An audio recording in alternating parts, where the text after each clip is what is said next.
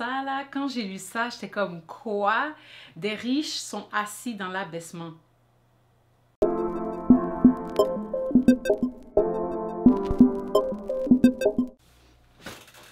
Ok, je vais commencer. Alors, aujourd'hui, c'est jour 11 de la série que j'ai commencé sur Ecclésiaste. Donc, je vais juste encore faire une mise en contexte. Cette série-là, ok, comment je l'ai commencée? Donc, dans le fond, ce matin, je me suis réveillée, j'ai ouvert ma Bible, puis je suis tombée sur le livre de Ecclésiaste.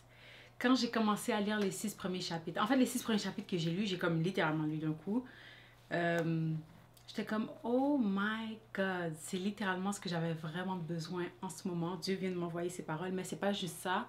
J'ai eu l'impression que c'était des paroles qui étaient vraiment importantes pour le timing actuel. Puis j'étais comme, oh, j'aurais voulu partager ça. Puis voilà, me voilà dans cette série de 12 épisodes. Donc aujourd'hui, ça va être un peu différent. Donc je vais faire 2 chapitres en même temps parce que le chapitre 11 est quand même relativement court. Ou peut-être que je vais voir, je vais analyser en allant comment je vais faire ça. Donc c'est ça. Hier, il n'y a pas eu d'épisode, donc aujourd'hui, il y en a. Et puis, peut-être que je vais les poster back à back, donc la même journée. Je ne sais pas, on va voir comment ça va se dérouler. Alors, je vais y aller directement dans Ecclésiaste chapitre 10. Donc, Ecclésiaste chapitre 10. Donc, ce que je vais faire, cette étude-là, elle est différente de ce que j'ai fait précédemment. Donc, dans le fond, ça, c'est vraiment... Je m'en vais directement dans le texte, puis je le lis. Et puis, tout simplement, quand il y a des bouts qui parlent, ben, je m'arrête. Puis, je commente là-dessus. Ou sinon, je fais référence à d'autres versets que j'ai déjà lus. Mais pour être très honnête, le chapitre 10, je l'ai lu hier. Hier, je l'ai lu. J'ai lu peut-être 2-3 fois pour grasp. J'ai même demandé à mon père, Papy, qu'est-ce que tu penses que tout ça veut dire? Je le comprends pas tout à fait, sincèrement. Mais je vais le lire quand même, puis j'espère que Dieu va me guider à travers tout ça. Parce que ça m'a quand même fait penser à... En tout cas, je vais y aller directement. Ok, donc Ecclésiaste 10, je commence chapitre 1. Donc, les mouches mortes infectent et font fermenter l'huile du parfumeur. Un peu de folie l'emporte sur la sagesse et sur la gloire. Le cœur du sage est à sa droite et le cœur de l'insensé à sa gauche. Quand je lis ça, ça me fait aussi penser à quand dans le Nouveau Testament, on nous fait comprendre que quand Jésus est ressuscité, il est assis à la droite de Dieu. Donc, à la droite. Ok. Comme on dit aussi, c'est ma main droite. L'expression qui dit. Ok, je continue. Le cœur du sage, est à sa droite et le cœur de l'insensé à sa gauche. Quand l'insensé marche dans un chemin, le sens lui manque. Donc, il n'y a pas d'orientation. Et il dit de chacun, voilà un fou. C'est ironique. C'est comme si, dans le fond, le fou voit les autres qui sont peut-être même normales, puis les traite de fous. C'est comme si tu as une perspective. C'est comme si tu as la perspective d'un insensé, puis tu penses faire des jugements, comme tes jugements ne seront pas non plus les meilleurs, je pense. Ok, je continue. Si l'esprit de celui qui domine s'élève contre toi, ne quitte point ta place. Car le calme prévient le grand péché, de grands péchés. Ok, ça c'est un mot de sagesse. Ce que j'ai compris dans ce passage-là, c'est dans le fond... En fait, moi là, vraiment la première chose qui me vient à l'esprit, c'est littéralement quand, exemple, tu es dans une position où est-ce que ton boss est peut-être difficile ou un insensé. Peut-être c'est pas toujours la meilleure décision de juste quitter et partir. C'est ce que je comprends. Ok, je vais continuer. Il est un mal que j'ai vu sous le soleil comme une erreur provenant de celui qui gouverne. La folie occupe des postes très élevés et des riches sont assis dans l'abaissement. Ça là, quand j'ai lu ça, j'étais comme quoi? Des riches sont assis dans l'abaissement. Je trouve ça terrible. Mais il y avait ça là, ça m'a frappé. Le prochain que je vais lire, ok? Donc, verset 7. J'ai vu des esclaves sur des chevaux et des princes marchant sur terre comme des esclaves. Puis ça me tue parce que quand j'ai lu ce verset-là, ça m'a déchiré le cœur. En tout cas, je sais pas, pour ceux qui savent, bon, il y a cet artiste qu'on connaît tous. Je vais prendre différents artistes. Donc, je vais prendre Beyoncé, puis je vais aussi prendre le peintre Picasso. Donc, Beyoncé est souvent mise sur des chevaux. Très souvent, on la voit sur des chevaux. Puis, c'est les chevaux, les chevals, surtout quand on regarde dans le temps médiéval, c'était considéré comme un... comme c'est pas n'importe qui est sur un cheval. C'est soit un guerrier ou comme... C'est comme signe de pouvoir, si je pourrais dire ça comme ça. Puis, aussi, Picasso a fait une peinture. Cette peinture-là, elle m'a quand même marquée. Je sais pas pourquoi ça m'a marqué, mais quand j'ai vu cette peinture-là, j'étais comme, oh my God, the boy and the horse, and the white horse. Je sais pas si c'était le titre exact, mais je vais essayer de voir si je peux pas l'intégrer dans cette image. Mais tout ça pour dire que dans Ecclésiaste 10, verset 7, quand j'ai lu ça, ça m'a vraiment frappé parce que on regarde, surtout dans les musées, quand les peintures sont énormes en plus, là, tu regardes les personnages sur des chevaux, puis t'es comme, waouh, comme ils se sont donné un statut, mais pourtant c'est des esclaves. Et là, ici, ça dit, et les esclaves, et les princes, dans le fond, les vrais princes marchent comme des esclaves sur terre. Donc, cette parabole-là, ouf, elle m'a frappée. Ok, je vais continuer. Donc, celui qui creuse une fosse y tombera, et celui qui renverse une muraille sera mordu par un serpent. Ça, j'ai pas trop compris. J'étais comme, est-ce que c'est le texte ici fait référence au fait de travailler, de comme détruire ou de travailler de ses mains, détruire de ses mains? Je sais pas. Ok.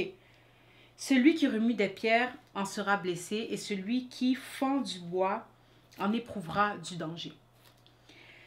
S'il a émoussé le fer, et s'il n'en a pas aiguisé le tranchant, il devra redoubler de force.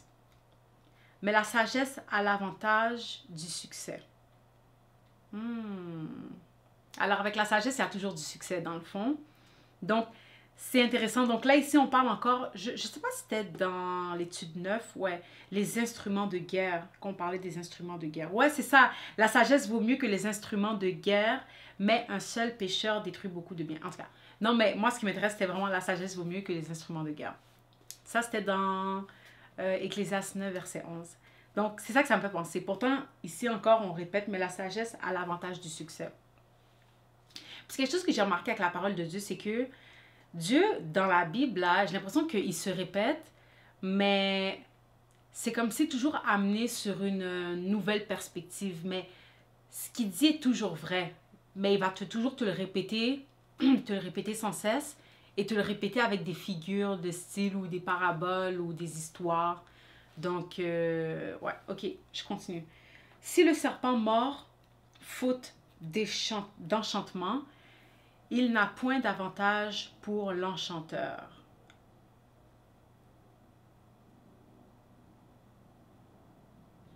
Ça, je comprends pas. Mais un enchanteur, c'est un magicien. Alors, je sais pas, mais... Enfin, je vais continuer. Les paroles de la bouche du sage sont pleines de grâce, mais les lèvres de l'insensé causent sa perte. Donc, encore une fois, l'importance de la parole.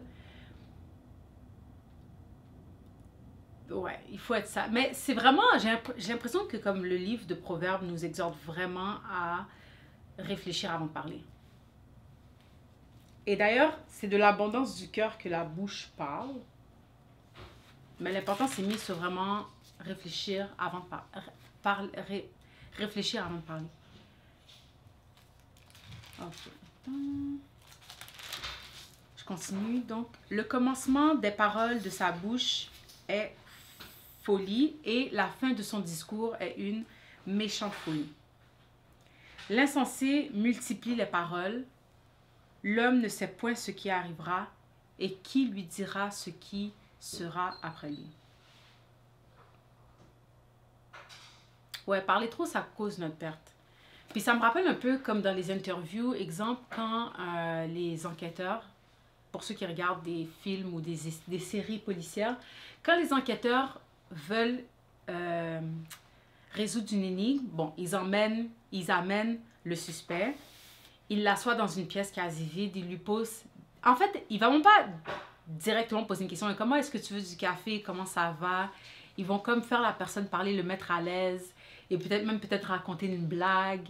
Puis par la suite, ça va attaquer directement les questions. Parce que à force de parler, puis même des fois, ils vont poser la même question, ils vont te la poser au moins 40 000 fois durant l'interview pour voir si ta réponse va dévier ou si tu vas rajouter d'autres détails. Donc, c'est vraiment là comment parler peut littéralement être un piège pour toi-même. Donc, je dis pas si tu as fait un crime, je suis pas en train d'encourager les criminels à comme bien parler pour s'en tirer, mais j'essaie juste de montrer l'image, comment parler dévoile beaucoup. Ok, je vais continuer. Donc, l'insensé multiplie les paroles, l'homme ne sait point ce qui arrivera et qui lui dira ce qui arrivera après lui. Donc, en gros, on est vraiment là pour un temps limité. Alors, on ne sait pas ce qui vient après ni avant, mais par contre, Dieu est l'alpha et l'oméga, donc le commencement et la fin. Ok. Le travail de l'insensé le fatigue parce qu'il ne sait pas aller à la ville. Ça, j'ai pas compris.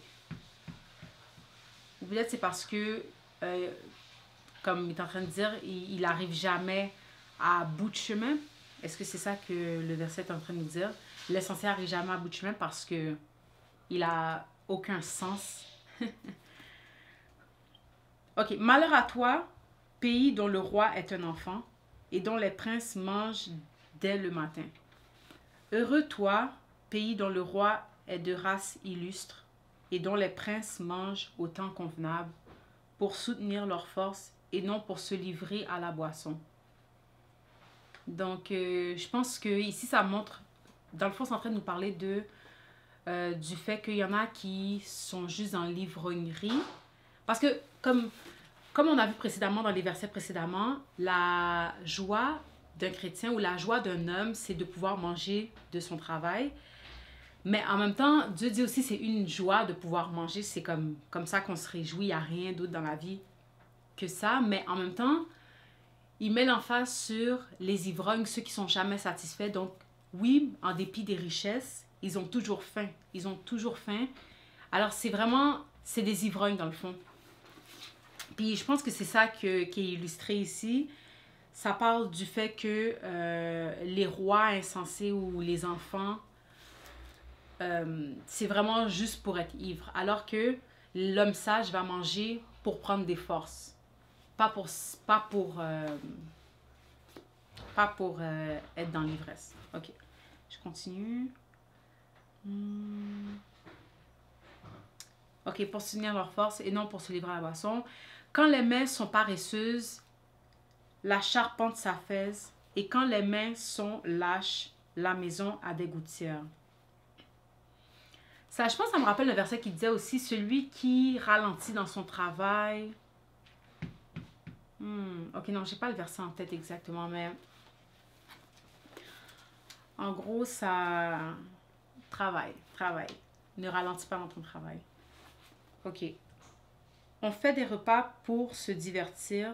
Le vin rend la vie joyeuse et l'argent répond à tout. Donc ça, c'est pour l'insensé. Ne maudis pas le roi même dans ta pensée et ne maudis pas le riche dans la chambre où tu couches, car l'oiseau du ciel emportera ta voix, l'animal, ailé, publiera tes paroles. En plus, cette parole-là m'a fait penser à Twitter. Twitter, c'est littéralement la plateforme parce que les gens écrivent leurs pensées. Puis la dernière partie disait « Car l'oiseau du ciel emportera ta voix, l'animal ailé publierait tes paroles. » Mais en gros, ce dernier verset-là, qu'est-ce que ça m'a fait réfléchir, c'est en dépit du roi insensé et en dépit du riche insensé, ne les maudis pas. Ne les maudis pas. Et aussi parce que c'est drôle, je sais pas si ça vous est déjà arrivé, mais comment savoir que quelqu'un parle sur votre dos? C'est simple. Ou comment un des indices quand tu sais que quelqu'un a parlé sur ton dos, t'as pas besoin d'être présent dans la pièce. C'est juste que quand tu vas voir la personne en question ou le groupe de personnes en question, tu vas soit il va y avoir un silence étrange, ok, qui est comme malaisant, ou sinon, la personne va être étrange ou peut-être distante. Mais elle va juste être étrange. Tu vas sentir qu'il y a des choses qui tournent par rond. Alors, c'est ça. Ça, c'est comme un signe. Donc, c'est ça. Quand il dit comme car l'oiseau du ciel emporterait ta voix, l'animal ailé publierait tes paroles, ça m'a fait penser à ça. Ou sinon, je ne sais pas si vous avez déjà entendu l'expression qui dit les murs ont des oreilles. Donc, ça, je pense encore que ça peut être un exemple. Mais c'est ça. Donc, en dépit que ton roi soit insensé, que le riche soit insensé, Dieu nous dit quand même de faire attention à nos paroles. Parce que c'est les paroles qui causent la perte d'un homme. Est-ce que c'est écrit où cette affaire-là? Mais je pense que c'est un verset définitivement qui peut être trouvé facilement là. Mais la parole, la puissance de la parole.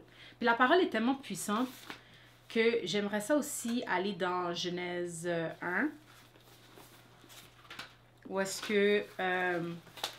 ok, je vais lire les premiers versets. Donc, Genèse 1. Au commencement, Dieu créa les cieux et la terre. Donc, déjà, Dieu a fait la séparation entre où est-ce qu'il réside et puis nous. La terre était informe et vide et il y avait des ténèbres à la surface de l'abîme. Ok? Donc, ok, oui. Et l'Esprit de Dieu se mouvait au-dessus des eaux. C'est-à-dire que peut-être la terre était juste remplie d'eau. Et puis l'eau n'a pas nécessairement de forme, pour ceux qui savent. Bref. Dieu vit... Non, ok. Donc, Dieu se mouvait au-dessus des eaux. Dieu dit que la lumière soit et la lumière fut. That's it. Ça, c'est ma preuve que la parole est puissante. Si, exemple... Attends. Ah oui, quand tu fais un vœu à l'Éternel, ne tarde pas de l'accomplir. Ça, c'est un autre encore verset, mais je me souviens plus ça, c'était où exactement. Peut-être c'était dans Jean. Ou sinon encore la parabole avec le figuier. Quand Dieu a maudit le figuier, lui a parlé au figuier disant, personne ne mangera de ton fruit. Puis le figuier, ben, il s'est asséché, littéralement. Alors, encore par la parole. Donc, c'est vraiment pour montrer comment la parole de Dieu est forte. Puis, la parole, c'est de ça qu'on parle. On parle pas de, exemple, les gens qui sont comme, OK, je vais manifester mon succès. Ou c'est pas ça qu'on parle.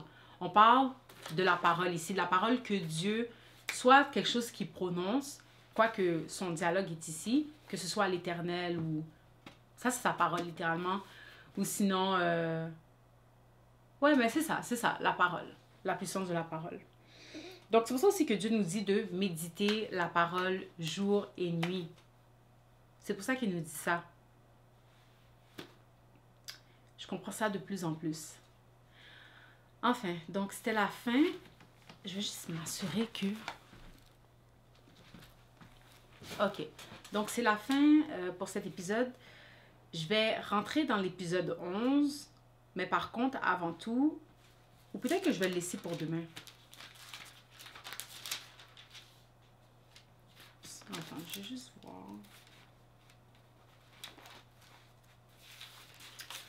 Oui, ça se peut. Je pense que je vais le laisser pour demain.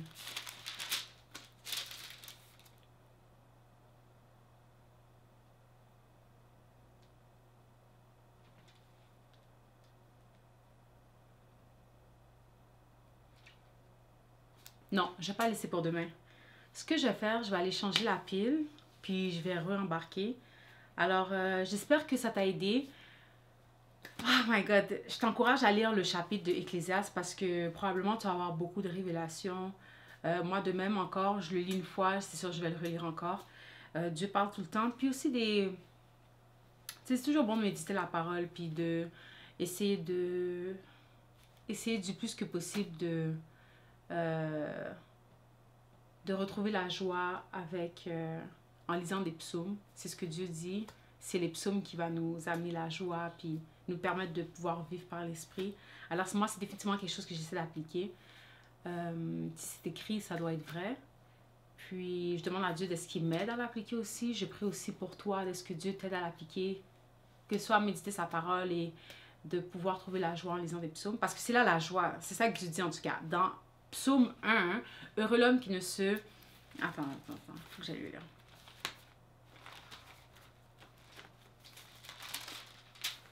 Heureux l'homme qui ne marche pas selon le conseil des méchants, qui ne s'arrête pas sur la voie des pécheurs et qui ne s'assied pas en compagnie des moqueurs, mais qui trouve son plaisir dans la loi de l'Éternel et qui la médite jour et nuit. Il est comme un arbre planté près d'un courant d'eau qui donne son fruit en sa saison et dont le feuillage ne se flétrit point. Tout ce qu'il fait lui réussit. Il n'en est pas ainsi des méchants. Ils sont comme la paille que le vent dissipe. C'est pourquoi les méchants ne résistent pas au jour du jugement, ni les pécheurs dans l'assemblée des justes. Et la voie des pécheurs mène à la ruine. Enfin, ok. Like, subscribe, comment, puis on va se voir au prochain épisode. Je vais voir si ça l'a fait. Oh, so good to be loved by you. It feels so good